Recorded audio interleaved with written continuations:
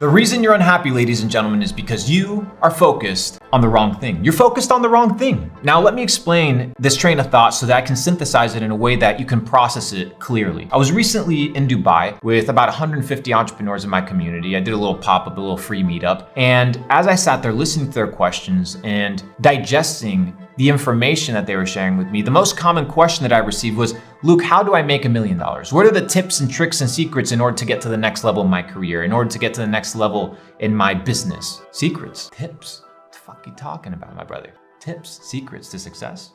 You're focused on the wrong thing. You're focused on the $1 million. No wonder you're unhappy. You're focused on that which you cannot control. No wonder you can't achieve anything.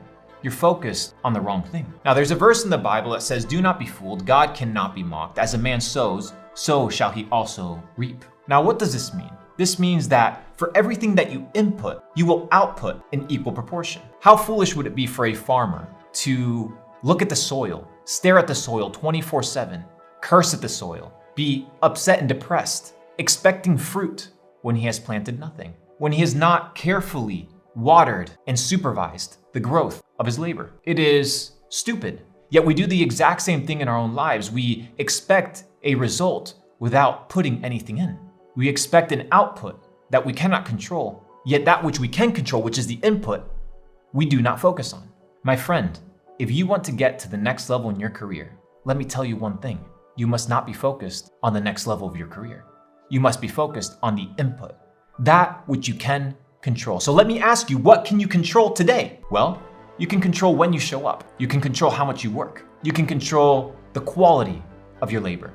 You can control the quality of your relationships. You can control what you input into your ears, what you input into your mind. But nobody wants to focus on that because it's too laborious. It requires too much patience. My friend, patience is bitter, but its fruit is sweet. So the reason you are unhappy is because you want something that you have not worked for. You want something that you have not earned.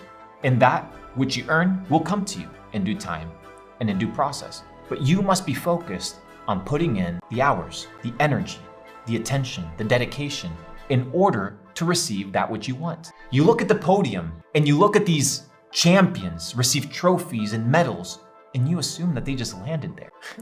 You just assume that they just achieved greatness by chance, by luck. There is no such thing as luck, only probabilities. So as you increase your input, you increase your probabilities. So my friend, my question to you today is, what are you inputting into your life? Because where you are today is completely based on the input of your life. Period. There is no debating on this thought. It's very simple. Isaac Newton said it. For every action, there's an equal and opposite reaction. So that which you input, you will receive in equal proportion. It's very straightforward. It is a universal law, and these universal laws are unflexible. They are unbendable. You cannot get past them. The process is the prize. The pursuit of becoming is the prize. Once you achieve that which you wanted to achieve, you will look back at the process and realize that who you became in that season was a lot better than what you achieved. Because we're so easy to desire what others have. We're so easy to daydream as to what we want and what we deserve.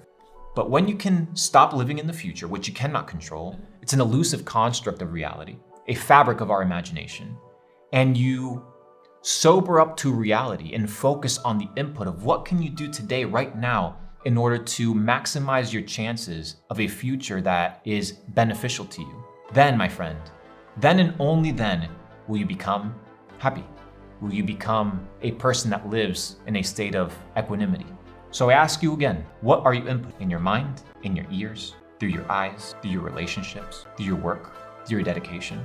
Do not be fooled. God cannot be mocked. That which a man sows, so shall he also reap. Walk with power, walk with truth.